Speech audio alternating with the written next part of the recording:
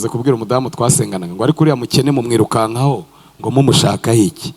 Aramubwira ati Rona, nidushaka amata ntago tuzajya muri Kenkayori. Hanyuma arakennye ariko iby'umwuka niwe tubishakiraho. Nidushaka amafaranga uretse ko udapfa no kuyatanga, uri umuntu ugira ubuntu twayashakira iwawe. Rero burya amata ahari tuba tubazi ko ari muri kantine, atari hehe muri Kenkayori. Buriya tubana mbazi n'umwana w'umunyarwanda, umuntu ubuzi kuramya akaririmba ukagira ngo ni ikizima cyangwa Rusiferi ubumuzi, ariko wamuhamagara mu masengesho ntaze, yayatangira ntagira ati ntayasoze, cyangwa akayasoza atagize ati atayatangiye, wamwira utahaguruka dusenga kanga ngo amasengesho aramwishe, naho nuko yaje yashyizemo amata n'amandazi. Bose tuba tubazi hari ibintu tutagombera guhishurirwa, turebesha n'amake n'amaso.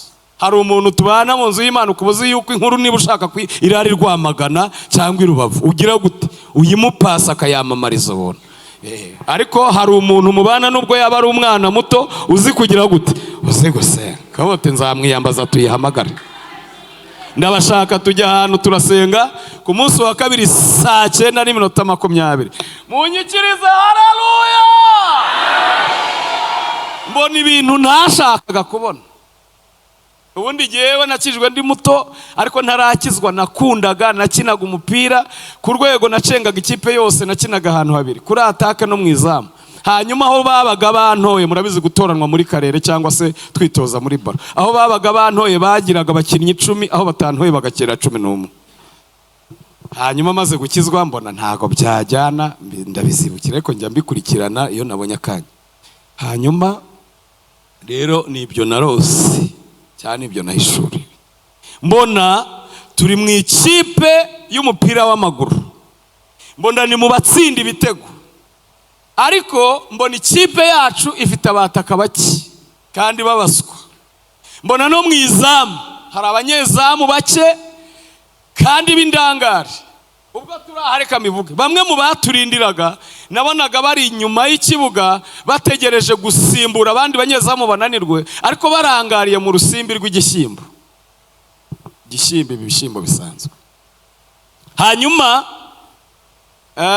ikipe twakinaga yari ikipe yambaye imyenda y'imikara, ifite amaso atukura, ifite amahembe, yambaye bya bikweto. Hari bikweto nabonye bagendesha mu muhanda bifite amapine. Hanyuma turakina kandi bo bakinishaga umutwe, bagakinisha amahembe. Mureze ko twe nta mahembe tugira, twayaciriye ku musaraba. Bagakinisha ibirenge, byakwanga bagashyiraho n'amaboko ngo bakunde badutsinde. Cya kabiri, nabonaga bafanwe n'abantu benshi, reka ngarukiraho, ariko bari bangahe? Bari benshi, bavuze induru n'amafirimbi navuvuze, bavuga ngo ni mu batsinde, ngo dorayo bigeze. Hanyuma ndababara, ariko nkoresha ubutwari ngo nsinde, ngira ingorane, sinagira igitego na kimwe nsinde. Hanyuma nabonaga twiteguye gutsindwa, ariko ikipe yacu yari ikomeye ahantu hamwe muri defense. Mubera baryo bahora bari maso, babwira umwami byayo ngo azarirengere. Mbahaye haleluya mu izina rya Yesu. Icya kabiri, nta mukinnyi woroshe wari uri muri defense yacu, n'akana kabashaga guhagarara ntihagire ugacaho, kubera ndimo mfashwa kandi imishurirwa. Reka mbabwire, buriya uri umugabo n'umugore n'abana bawe mukaba mu bintu, nubwo mwaba muririmba cyangwa muri abavuga butumwa mudasenga cyangwa musenga amasengesho y'amapirate, mu ijuru babona yuko urwo rugo nta mugabo bamwe, kiretse byibura iyo mufite umwana w'umukozi usenga Imana wuzuye umwuka wera. Ku Mana niwe mugabo buhari. Babarira wibuka amasengesho yawe n'umugore ukuntu aba ameze. Mwami Yesu, haleluya, turagushebeye mwami. Agakubaza ati twaryamye dusenze utemera ukadutangira, ariko sinzi aho twageze gute. Urwo rugo nta mugabo ubamo, ko Yesu yaravuze muzahabwa imbaraga umwuka wera nagira ate, muzaba abagore. Reka nihute, birangira rero ngize impungenge, ariko ku munota nk'uwa 78 byose mbyibuka nk'ibyabaye ejo, cyane cyane ko byo bitaramara n'ukwezi. ku munota nk'uwa 78 ngo bahita bihuta bakorera inama ku izamu ryabo, numva baravuze ngo ubwiriya kipe ikomeye ahantu hamwe muri defense, reka dutere imipira yo hejuru. Icyo gihe wabinyerekaga yambwiye n'imipira yo hejuru ikivuga mwe sinkibabwira, ngo hanyuma iraza kubaca hejuru yinjiye mu izamu ryabo. Muri maso tuganire.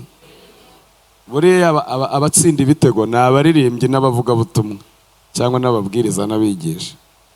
Ariko niba wenda korari idashobora kuza mu masengesho n'amateraniro ngo yitabire uko yitabira iyo yasenze ubwayo, iyo ntabwo yitwa korari ku Mana, yitwa kampani ikorera ku giti cyayo. Mu ijuru bandika ko nta batsinda ibitego bafite aho hantu. Ndabagushije sinzagaruke.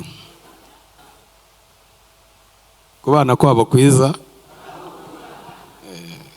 Niba bahamagaye Nyagasani aribuka akazakora imibare y'ibyo azakura mu Gatenga, cyangwa bakaba bamutumiye Nyabihu agahita bata ubwo bampamagaye no mu Gatenga bashobora kuzamita 20,20 bakantekera n'inkoko. Mu ijuru bandika ko nta muvuga butumwa bagira.